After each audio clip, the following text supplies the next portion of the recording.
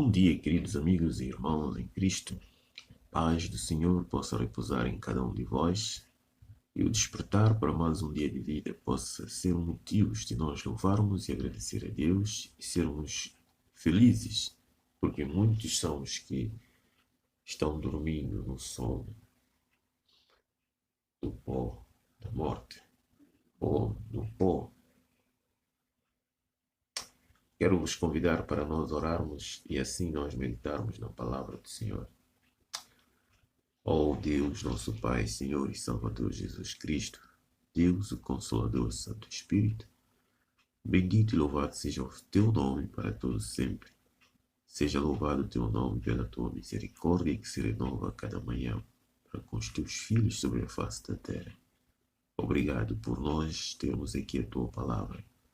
Dá-nos entendimento da mesma e ajuda-nos a aceitar o teu propósito, mesmo quando parece que o Senhor não está guiando a história, que possamos saber eternamente que o Senhor está presente, como declarou: eis que estou convosco todos os dias, até a consumação dos séculos. Suplicamos tudo em nome de Jesus. Amém.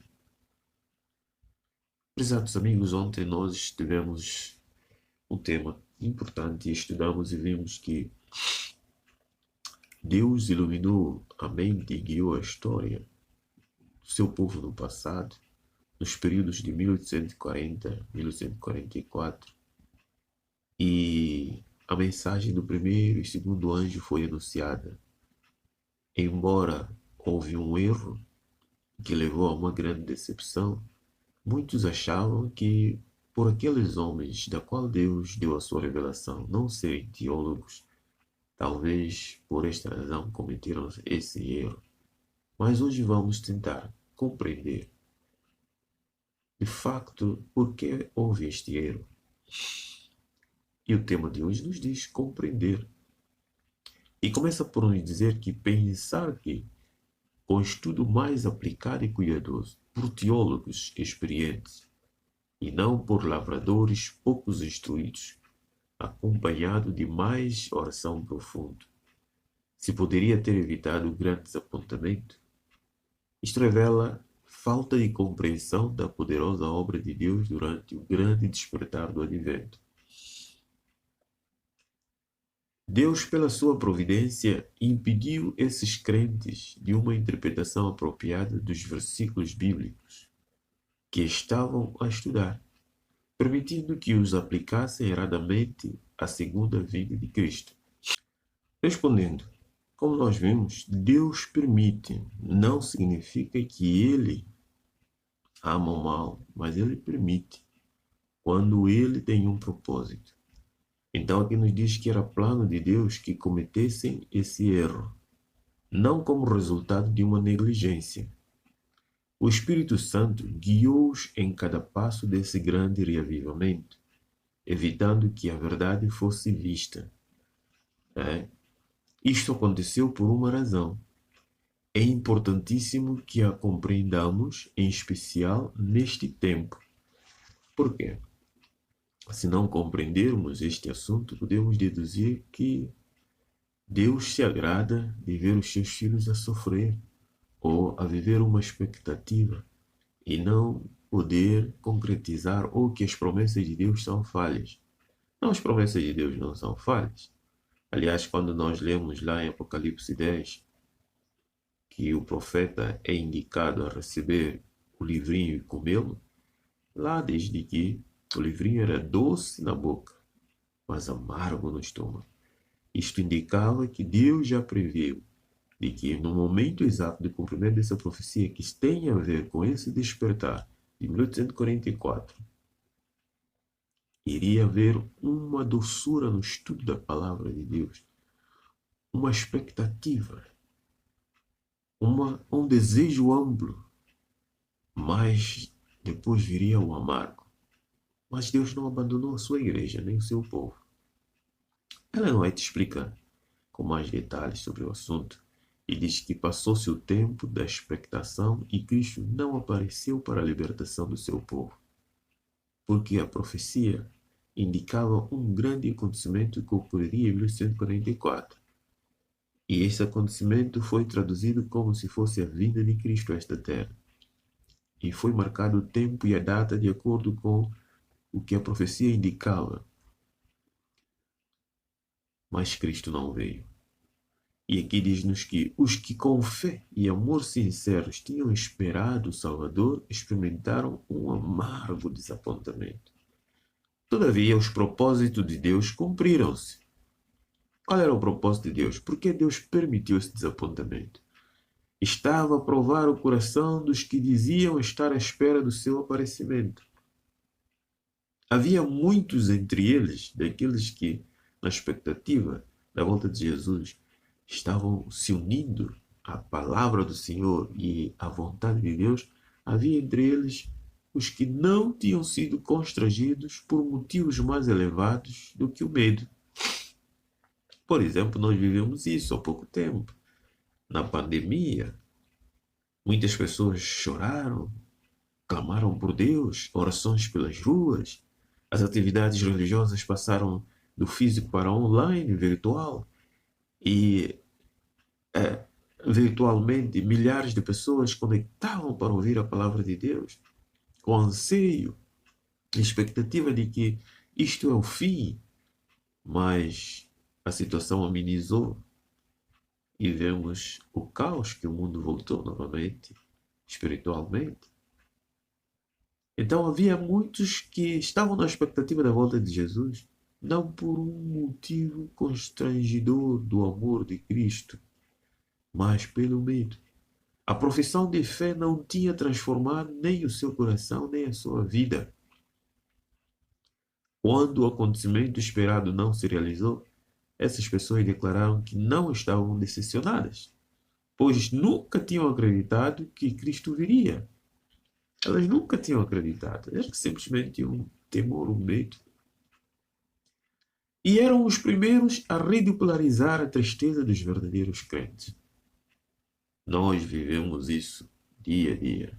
A cada expectativa dos acontecimentos, há aqueles que com medo vão atrás.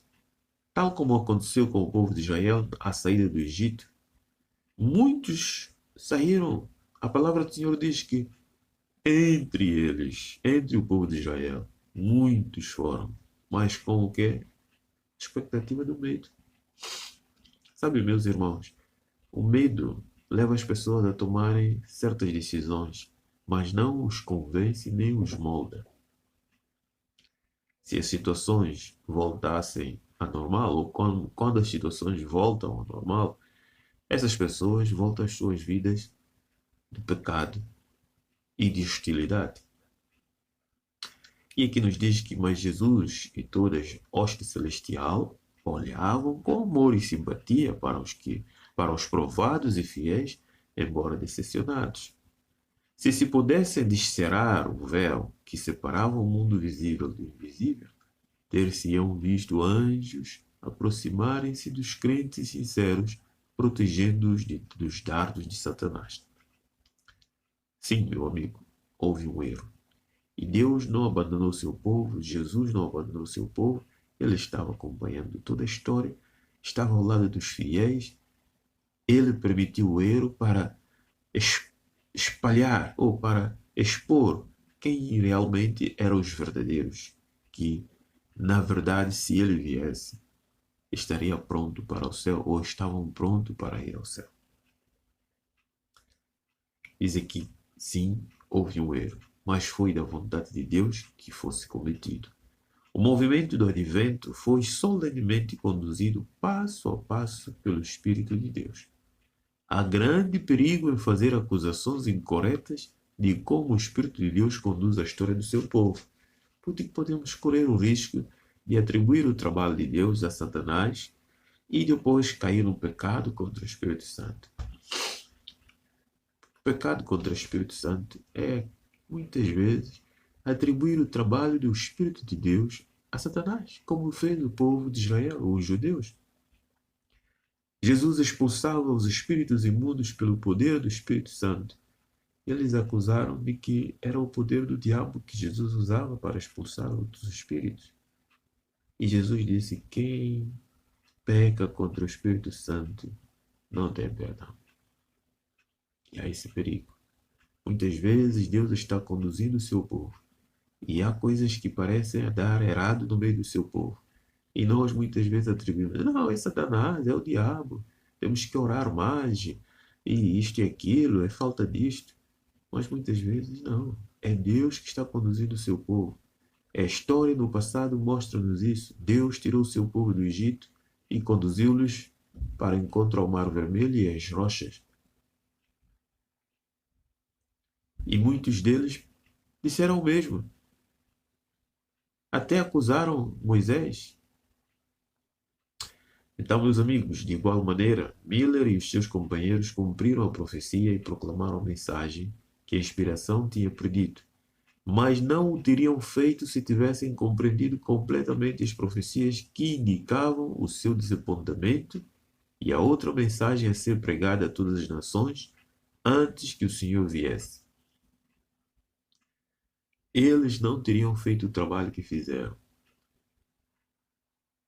se compreendessem literalmente todas as questões proféticas para aquele tempo. Não haveria esse reavivamento. Não haveria esse despertar. Então, por isso Deus permitiu que houvesse, ou Deus ocultou deles parte desta verdade, para que eles cumprissem o propósito de Deus. E à medida que iam avançando, pós-decepção, iriam, com fé, compreender por que o Senhor permitiu tudo aquilo. Interessante que as mensagens do primeiro e do segundo anjo foram proclamadas. Elas foram proclamadas.